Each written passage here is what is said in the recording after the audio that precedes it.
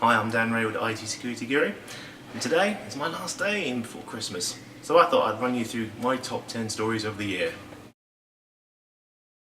So in no particular order. Firstly, the big story of the year.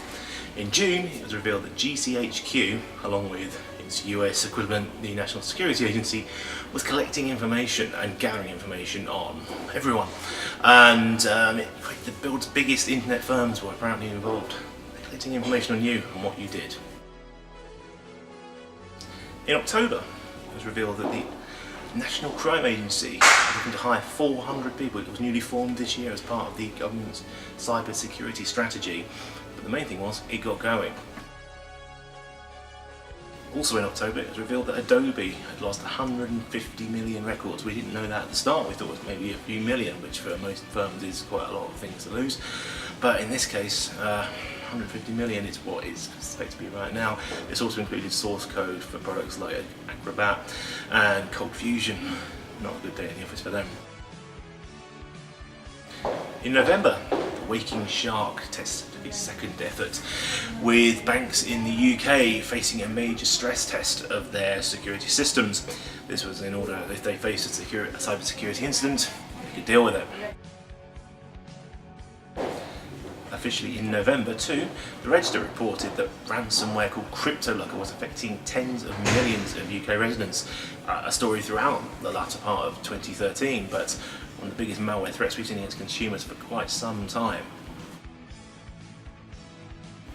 All the way back to April now, and the Verizon report, the Data Breach Investigations report, in fact, one of the best read stories of the year, I guess, probably one of the best read reports because it's got so much really good information in it. In this case, it found that state-sponsored espionage accounted for 20% of all breaches. They also said, with an insider, there is no easy way to find them and no fraud algorithm to identify this. We'd learn 2 months later.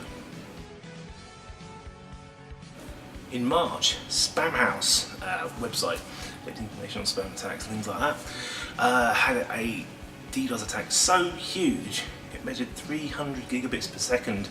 This is in comparison to what other networks said. The typical DDoS attack was 60 gigabytes per second, so you know, what was that, 4 times the size, more than 4 times the size.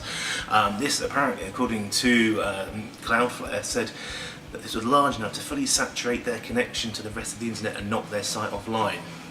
Will we see more of this in the future? We're still talking about DDoS attacks right now. Back to the NSA.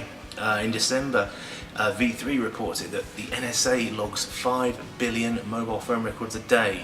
The Washington Post said this was the ability to track the movements of individuals and their relationships to other users through their phone data. 5 billion records a day? That's a lot of data. February, and personally, one of the big stories of the year for me was the APT1 report from Mandiant. This highlighted the Chinese cyber threat against the United States, that the APT1 group, government-backed apparently, was one of the most prolific in terms of the sheer quantity of information stolen. It was something that tore the industry apart. Some saying that you shouldn't really reveal too much information in your adversaries. I'm saying what a great piece of research that's going to change the world. And well, again, back in February, we didn't know much what we knew later on this year, but in terms of espionage, it wasn't the Chinese we were talking about. Finally, all the way back to January 2013, yes, almost 12 months ago, and the big story then was the New York Times, one of the greatest newspapers in the world, suffered at the hands of Chinese hackers, advanced persistent threats that stole a large number of user passwords. Apparently in retaliation to a story that was negative about a former Chinese leader, and this led to the New York Times being repeatedly attacked over a series of months, leading to its announcement in January. So in short, that was 2013 for you. 2014 could be bigger, badder and better. Who knows? For IT Security Guru, I'm Dan Raywood.